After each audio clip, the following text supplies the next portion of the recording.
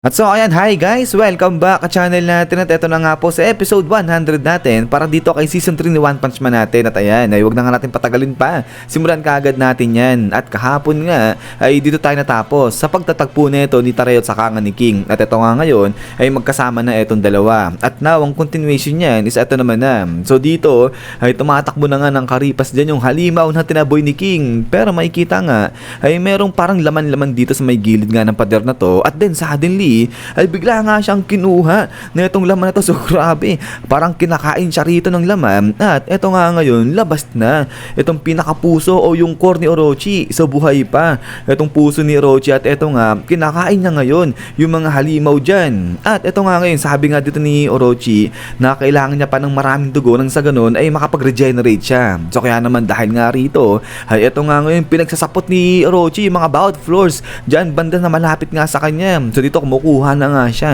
ng mga halimaw. At eto nga ngayon, biglang may nasaputan na etong si Orochi dyan. Grabe, so kala mo dito naging gagamba etong si Orochi. Ginagamit niya yung mga laman niya para kumuha o para nga mag-trap ng mga halimaw. At then after nga nito, boom, wala na, dito pinagkakain niya na yung mga halimaw na na-capture niya. Pero ito nga habang kumakain dyan o naghahanap ng mga prey etong si Orochi, biglang may naramdaman nga raw siya rito na napakalakas na enerhiya. At ito nga tingin-tingin sa may itaas niya etong si Orochi. At dito nakita niya ayun nga si Psychos at saka nga si Tornado, si Tatsumaki. So kaya naman dahil dyan na ito nga dali-dali ay biglang kukunin na ni Orochi itong dalawa. Sabi niya nga dyan na kayong dalawa, ibigay nyo sa akin yung dugo nyo. So grabe, parang ang bilis lang ni Orochi dito mag-regenerate eh. Ito nga ang kapal na naman nung kanyang mga laman. But then pagkatapos nga niya na ito nga balik dito kala Psychos, dahil itong si Psychos naman ay tumira na nga siya ng laser beam gamit itong kanyang mga mata. At dito nga ngayon ay parang dinispersed lang ni Tatsumaki, hinarang niya lang ng ganung kadali itong laser sa kanya ni Psychos. So kaya naman dito is bam, hala, sige, dito kumalat na yung mga lasers nga nito ni Psychos. At ito nga boom, grabe, parang halos natunaw rito na dispersed na nga rin dyan yung mga halimaw na malapit sa laban nito ni Tatsumaki saka nga ni Psycho. So nadami na nga sila dyan. But then ay dito nga sa kabilang banda ay bigla nga nirestrain na ni Tatsumaki etong si Psycho. Sabi niya nga dyan, nasagutin ni Psychos yung tinatanong sa kanya ni Tatsumaki, which is yun nga kung nasaan pa yung isang bata na nandiyan sa Monster Association. At then after nga nito ay balik na nga dito sa side nga ni King at saka nga ni Tareo. So ito nga akit-akit ng hagdanan etong dalawa na to. At ito, napakataas nung hagdanan na inaakyat nga nila. At eto nga, ang lakas na ng tunog ng puso ni King ng King Engine. At so eto ngayon, biglang natuwa etong si Tareo. Sabi niya nga dyan, aba, palakas ng palakas yung King's Engine. Sabi niya ganyan at namamangha siya kasi lagi daw ready to battle, laging ready to fight etong si King. So iba pa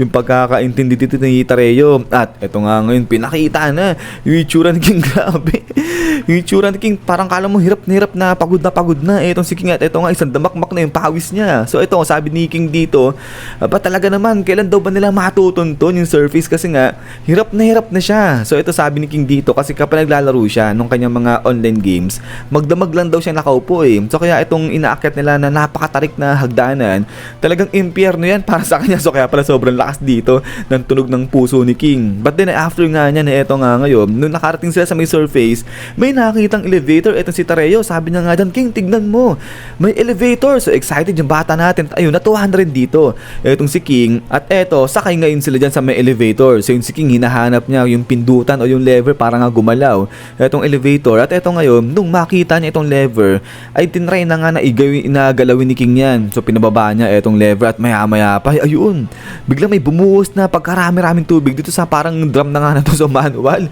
etong elevator na to. So kaya ayun, nagulat itong si King saka nga ayun si Tareo. At then eto nga ngayon, habang pinapanood nila na mapuno ng tubig etong drum, ay dito banda sa may likuran ni King ay may kumakalat-kalat na nga rin na laman ni Orochi. So parang kakainin din sila ng laman na nga na to ni Orochi. Pero eto nga ay habang naghihintay ngayon din sila King na mapuno ng tubig yung drum, ay biglang dito naman sa banda kala Tatsumaki ay eto nga, nahuli na ni Tatsumaki ng tuluyan etong si Psychos. At sabi nga ngayon dito ni Psychos, hindi niya talaga alam yung sinasabi ni Tatsumaki kung nasa na yung isa pang bata bukod dun sa hostage nila. Kasi kaya nangyari?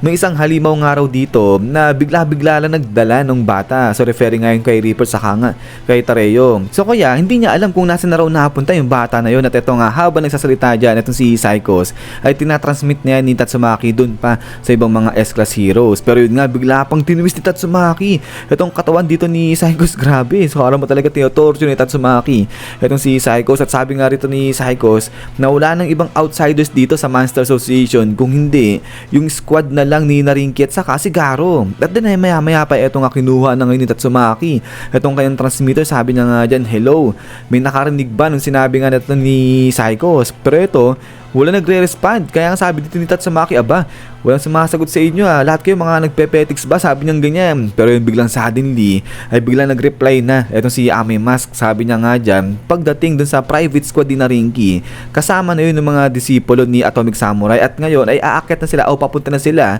dun sa may surface. Pero eto nga, maya ay biglang sumigaw ng pagkalakas-lakas etong si Ame Mask. Grabe, nagulat dito etong si Tatsumaki, sabi niya nga dyan, bakit ganun, parang ano nangyari kay Ame Mask? At eto nga biglang sabi dito ni Ame Mask, pasensya na, hindi niya napigilan yung sarili niya na sumigaw kasi ngayon na-lock up siya sa pakikipaglaban sa isa sa mga executive. At ang tindi ng executive na kalaban niya na to kasi ang ginagawa raw nito, inaatake niya yung pinaka-core, yung pinaka-spirit mo. So kaya kailangan niya raw ng backup dito, sabi niya ganyan. So grabe, talagang hirap na hirap ito si Ame Mask dyan kay Ugly. Pero yun nga, sabi nga rito ni Tatsumaki, aba, di mo kailangan ng backup para lang sa isang pipitsugin na executive, sabi niya ganyan. So kaya nga dito, medyo nainis itong si Ame Mask. At eto nga tuloy nga rito ngayon ni Tatsumaki habang nakikinig itong si Psycho sa kanilang dalawa na kung hindi raw kayang talunin ni Ame Mask yung mga ganyang klaseng kalaban yung mga executive, ay dapat daw nag-stay na lang siya dun sa may itaas sa may surface. Paano na lang daw kapag may nag-rescue sa kanya at yun pa yung maging dahilan para nga ma-fail sila sa mission na to? Paano gagawin dyan ni Ame Mask? Pero yun nga,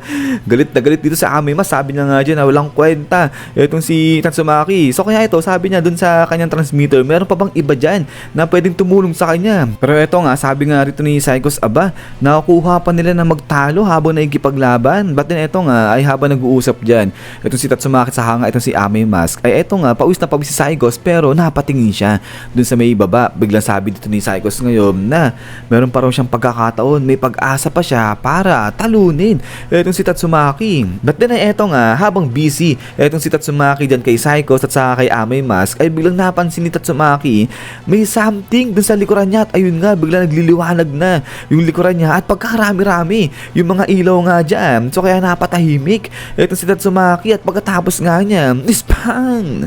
Bigla na lang tinira, bigla na lang pinagli-laser dyan etong sila Tatsumaki saka nga etong sila Psychos. At eto nga ngayon, bigla nagliwanag na banda dyan kala Psychos at saka kay Tatsumaki. At eto nga, kumalat na bigla yung mga kuryente nga dyan. At then after nga nito, spam!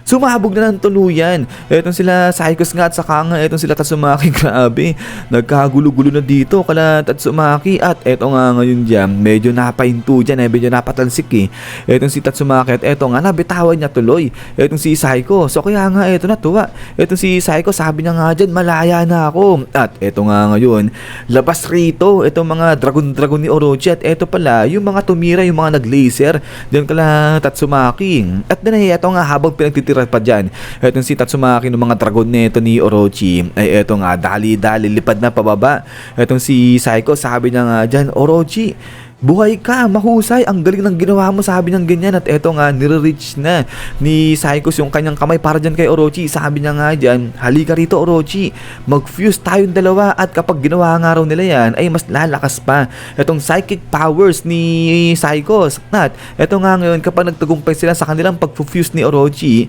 ay magagawa na nga raw nila na talunin ayang si Tatsumaki. So eto, habang papunta si Psychos dito kay Orochi, ay ayun, yung mga dragon nga ni Orochi, ay hala, sige, tuloy-tuloy sa pagtira ng fire blast dyan kay Tatsumaki. At din ay pagkatapos nga nito, ay dito naman biglang talon yan kala Saitama, dahil pati dito sa kanila Saitama ay umabot na rin yung laman-laman nito ni Orochi. At ayun, pati sila inatake na. So lahat kinakain na rito ni Orochi. So ito, takbuhan dyan etong sila Saitama. So ito nga, sabi ni Kalbo, ano yun, kadiri naman, dila ba yun, sabi niyang ganyan. At then pagkatapos nga niyan, is yan guys, so hanggang dito lang etong si episode 100 natin. At ayan, grabe, Ang tindi na nangyari nga dito sa side nila Tatsumaki sa hanga na to ni Psychos. Tapos ayun, buhay pa si Orochi, nang gulo pa nga siya dyan. Pero yun nga guys, ay ulit ay maraming salamat sa panonood dito kay One Punch Man natin. At hintay-hintay lang para sa next episode nito. So magdadalawang episode tayo ngayon guys. At ayan, ay kung natripan nyo pala itong si video natin, ay huwag nyo kalimutan mag-iwan ng like. Sino naman, sa lagi mag-ingat. God bless inyo lahat at kita-kits tayo ulit.